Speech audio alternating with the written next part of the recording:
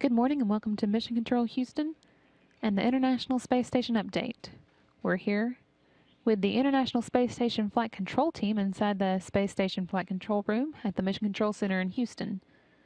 On board the International Space Station, the 6 Expedition 32 crew members are halfway through their day. Commander Gennady Podanka, U.S. flight engineers Joe Akaba and Sonny Williams, Japanese flight engineer Aki Hoshide, and Russian flight engineers Yuri Malenchenko and Sergei Revin got their wake-up call at 1 a.m. Central Time this morning and have been steadily making their way through their scheduled activities.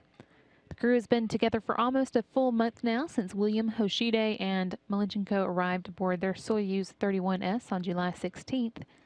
They've been in space for 32 days and at the space station for 30, and they're planning to stay until November.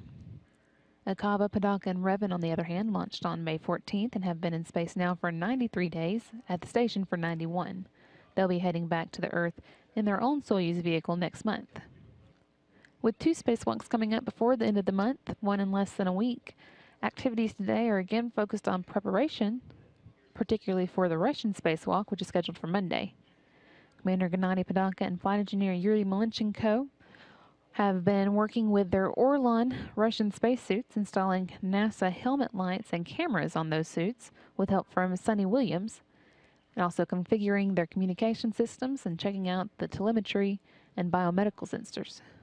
They're scheduled to perform that spacewalk beginning at 9:40 a.m. on Monday, and NASA TV coverage of the 6.5-hour-long excursion will begin at 9 a.m. Central Time.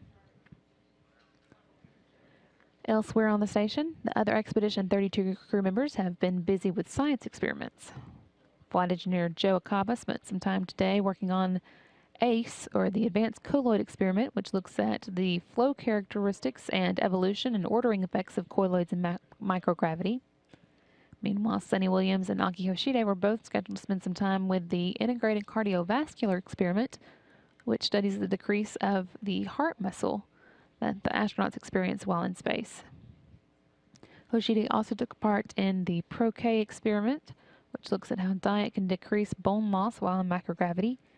And this afternoon we'll begin a session of the Circadian Rhythms experiment. That experiment examines how long stays in space, where the sun rises and sets 16 times a day, affect the body's circadian rhythms, which are their 24-hour light-dark cycle. The team here on the ground will command the visiting Autonomous Transfer Vehicle's thrusters to fire for 31 minutes and 16 seconds and raise the space station to an altitude of 254 miles. It's part of a regular schedule of reboost for the space station, but will also help the station take advantage of the propellant brought up by the European ATV.